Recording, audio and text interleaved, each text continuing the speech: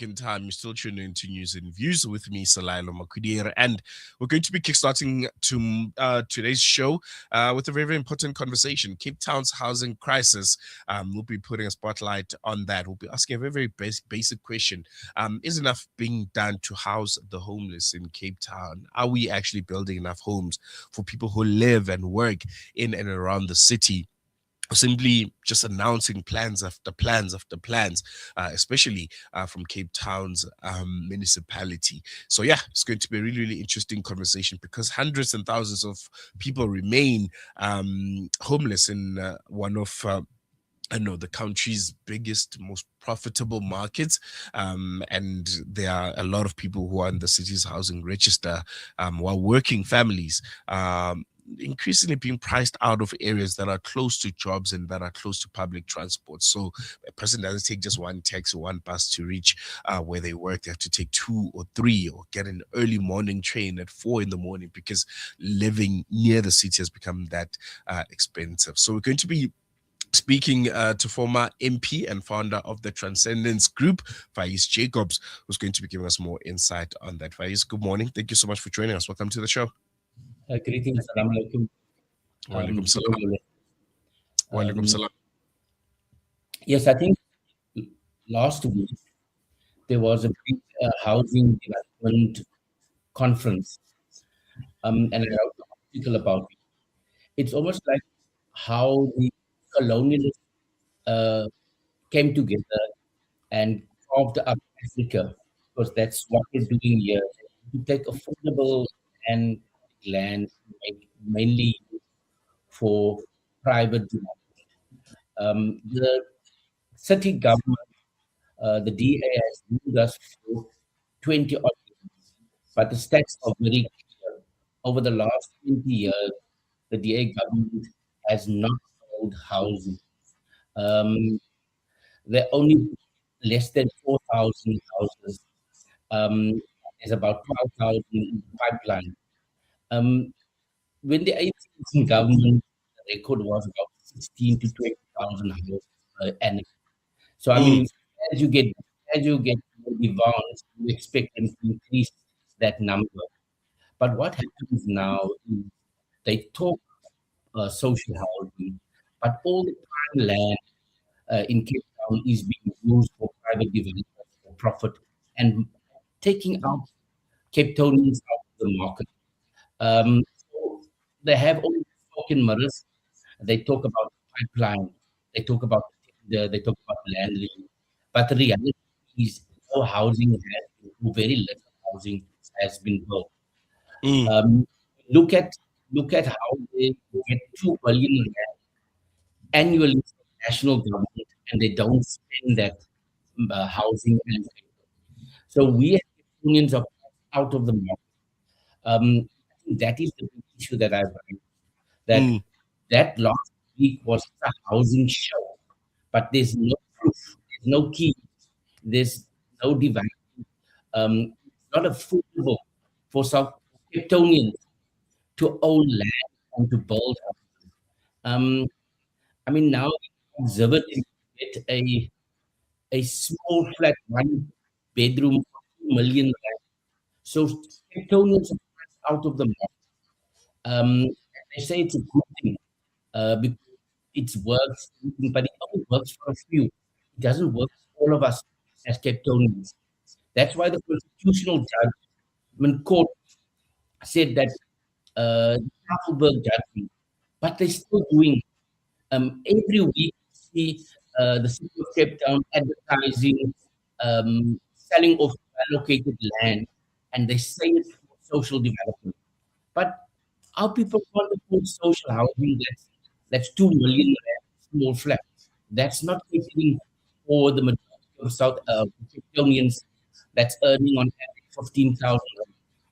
The rent in Cape Town now, people speculative market rich are buying, and then we must rent from them. Now, I don't have a problem with commercial, sustainable property markets, but what is happening now, the wealthy is coming in and pushing us out of our own city.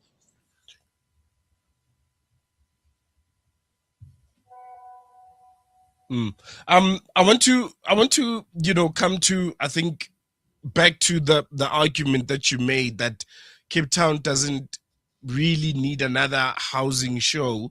It needs homes. And just coming to your perspective and your view, because you're so close to what's happening on the ground, what would you say are some of the biggest failures in the city's current approach when it comes to housing and providing housing to people of Cape Town that need it the most? Is it the issue of not having enough resources, or is it an issue of there not being an appetite from the Democratic Alliance government in the Western Cape currently?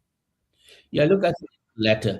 They don't have the political will. They don't care. Um, it's better for them to support their developer friends because there's a symbiotic relationship there, than to care for all the Capetonians. The, the, the backlog of housing is 400,000 housing units needed. We have yards of 3 or 4 generations of families staying on one place. I mean, they're not even dealing with that. They're not dealing with the informal settlement upgrades. They're not even looking, there's not a plan. And the city has a competent administration. Mm, It applies itself, and I put up 6 suggested uh, of approaches that they must focus on. So for me, very clear, there's no political will, but I'm also saying what we need to do.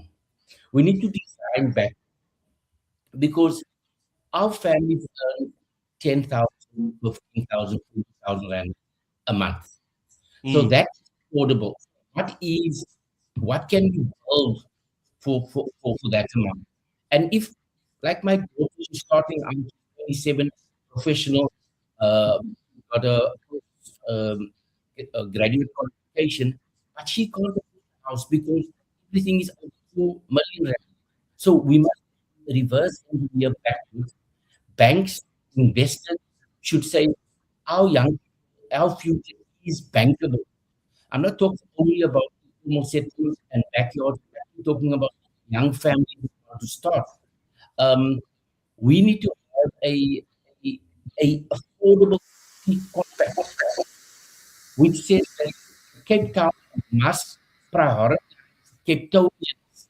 We yeah. must push a major housing dashboard. Who owns the land, the units, the income bands, the rent, the purchase price, what developers make, what subsidies government gives, the construction date, completion, and all of that. So then we must have a blended Cape Town housing fund because the problem isn't money. People are willing to pay, but it must be Mm, affordable. It must have a subsidy that government gives, and we must create a housing assembly which has clear targets and say we're going to do these targets, and we need scale. And that's the problem with the city DA government. They don't have the political will. The mayor only talks. No, we're going to build 4,000. We need 400,000 houses. So they always say, yeah, it's better here than other parts of South Africa. But as a Cape Town, you feel for the last 20 years you're not safe. Your community is going down with gangs, drugs, and crime, and the city government is not caring for the people that it must serve. So I think mm, for me, some of the issues scale, and also a real plan and a real commitment and getting people to be part of and co-owning this and co-creating this. So we need private and public people and our community. And unfortunately, the DA government, 30 or 20 years of showing that they can, and they haven't done anything for our people. mm, Very, very concerning. I want us to take a quick break.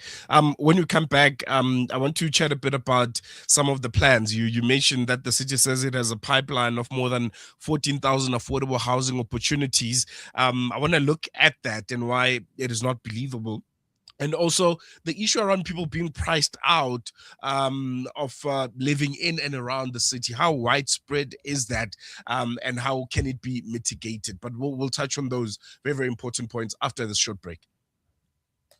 It's a wonder how kids get anything done these days. With all the distractions, when do they even get time to study? As a mother, all I can really do is make sure they have all they need to perform at their best. That's why I choose to include Sunfoil triple refined pure sunflower oil with every meal I make. Naturally cholesterol free and approved by the Heart and Stroke Foundation as part of a balanced eating plan. So whether I'm cooking, frying, or baking, I know every dish will be a wholesome one. Sunfoil, now we're cooking. Right now, over 150 million children around the world are orphaned, facing hunger, hardship, and uncertainty.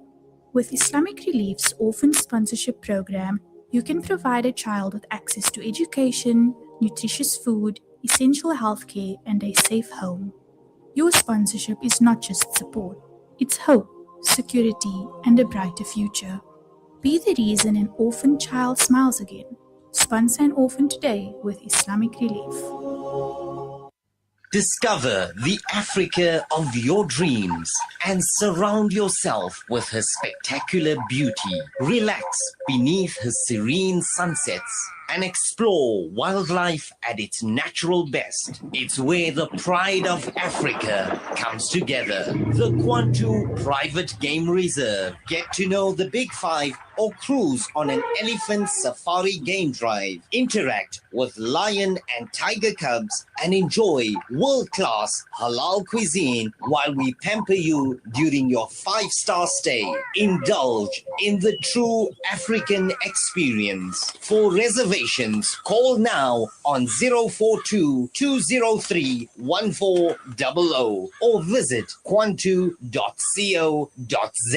The Kwantu Private Game Reserve, the place of gathering. Are you banking with convenience, transparency, and flexibility? With Al Barakah Bank's transactional banking account, you can enjoy convenient everyday banking designed around your needs. Benefit from zero fees on point-of-sale transactions and manage your banking easily through Al Barakah's secure mobile banking app and internet banking platform. From everyday payments to managing your personal or business banking, Al Barakah makes banking simple, transparent, and convenient. Visit albarakah.co.za to learn more. Al Barakah, your partner bank. Al Barakah Bank Limited is an authorized financial services and credit provider. Rejuvenating media day by day. This is Salam Media.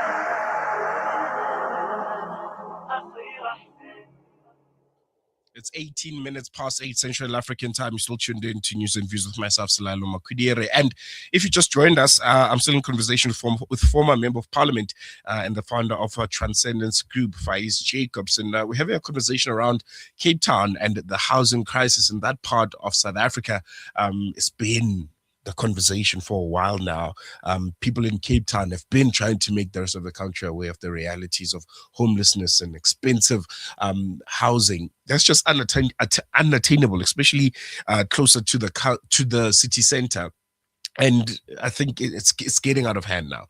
People need homes, and not enough homes are being built by the government in the Western Cape and by the city of Cape Town. And Faeiz, thank you so much for staying with us.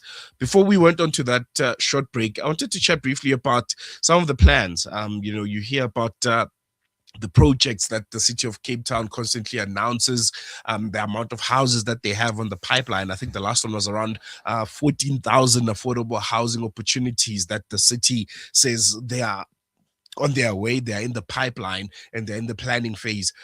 Why do you believe some of these announcements are not translating into enough homes for ordinary Cape Townians?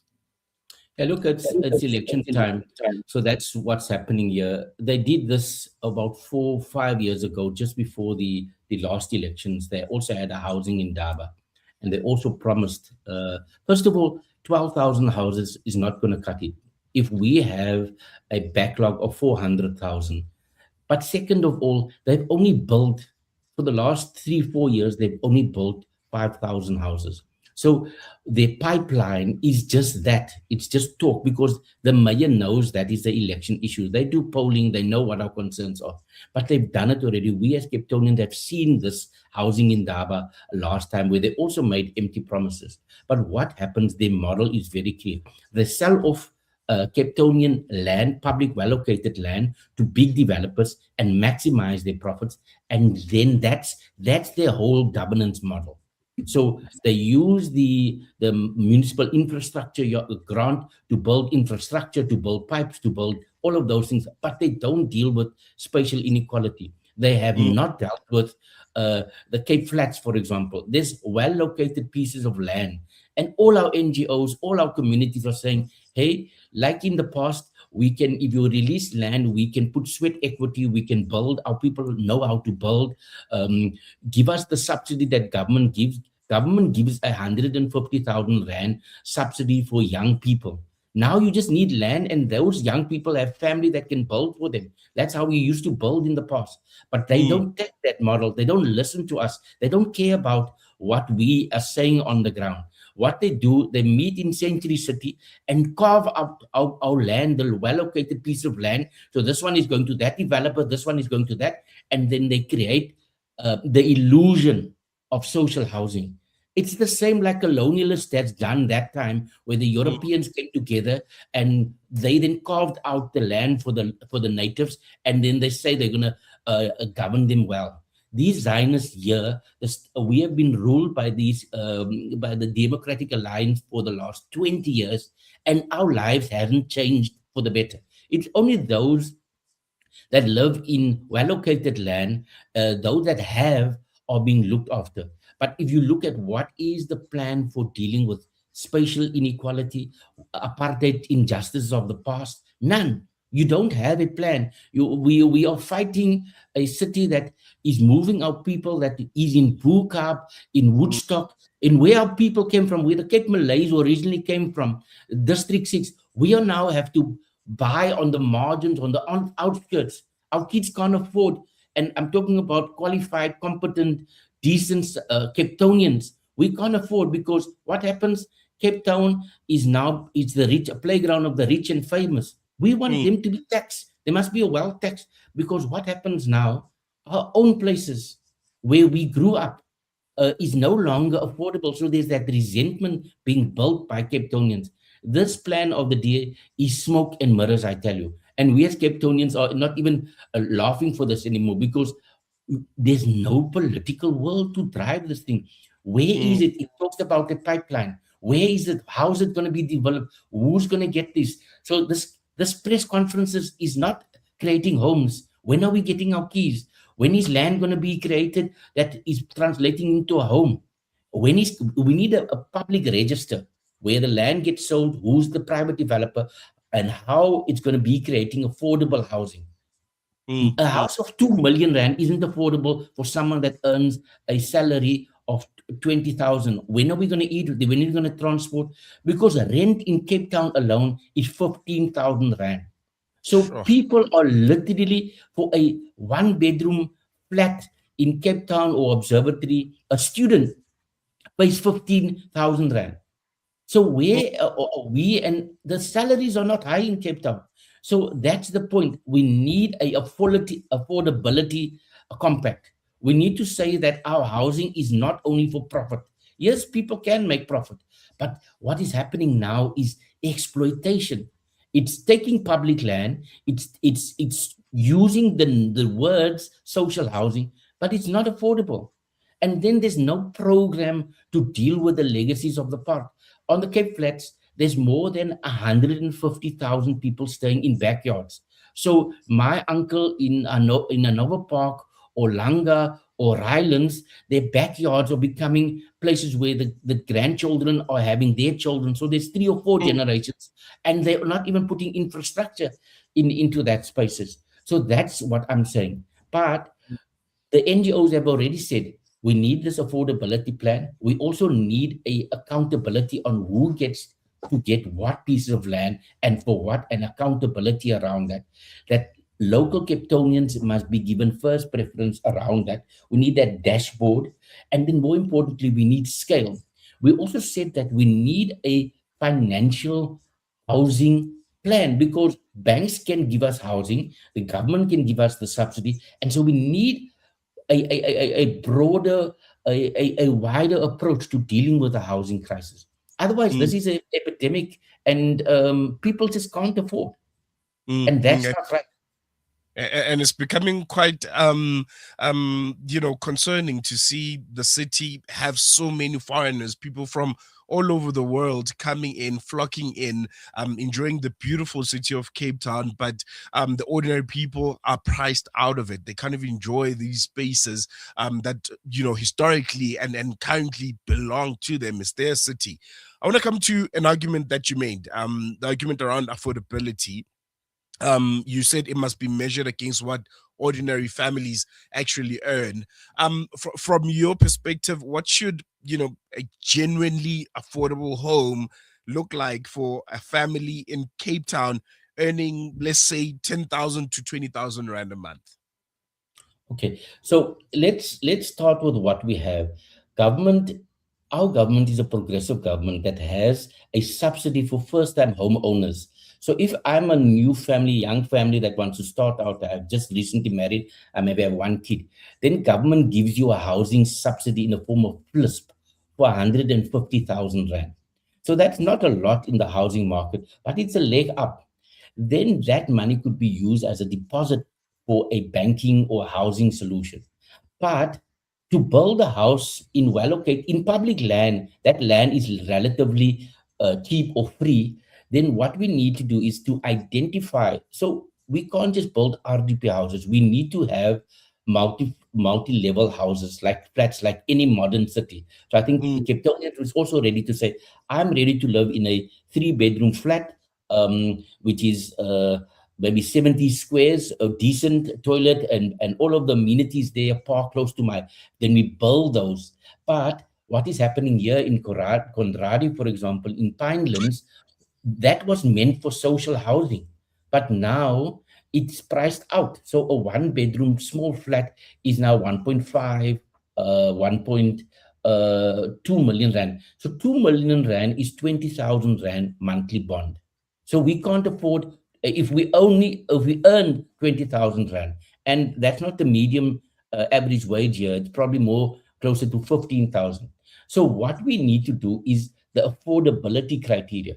Cape Townians are saying we want to pay, we want to own, we want to have housing, but rent must be affordable, housing must be affordable, and that can happen when we don't maximize developers, private property developers, because they get all the infrastructure. They get the municipal infrastructure grant that government gives. They get urban. The city puts in all the infrastructure, the pipes, the water for the private sector, and then they benefit, not us as Cape Townians, not us as citizens or public people. So the rich win all the time. The developer gets the land for next to nothing. He gets the infrastructure for next to nothing, and then he maximizes profit. Then he charges us X amount of money. So there must also be a regulation on how much housing can be affordable. So that for me is what has happened here. Capitalism has gone rampant and just doesn't care.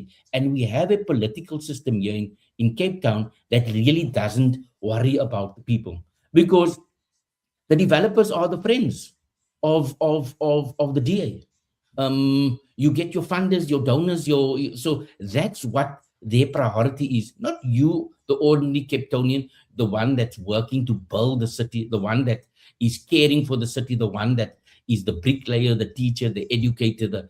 No, they don't care about you. So that for me is what we need. Just like we need affordability, and that's why you see that happened in the New York City, where Mamdani took over, where those were the real bread and butter issues. People mustn't choose parties based on loyalties. They must choose parties based on who can deliver the best possible policy. Here in Cape Town, the DA has spinned, and people have believed that they are the best. They have inherited a well-located infrastructure and administration that works.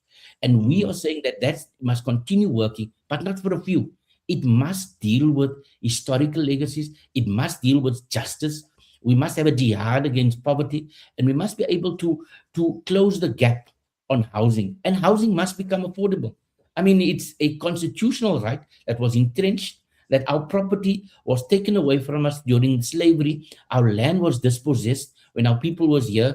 I mean, we know our people was staying in all the areas in Bukap, in Claremont, and we were dispossessed. So that legacy, that historical injustice must be a real political drive, a will. And these people don't have that capacity. They don't have the will. They'll spin it. You get the mayor now, you can speak nice English, and he can tell you bells and whistle. But the reality is that they haven't built houses. They won't build houses. And they don't really care for those on the Cape Flats, the real Cape Townians.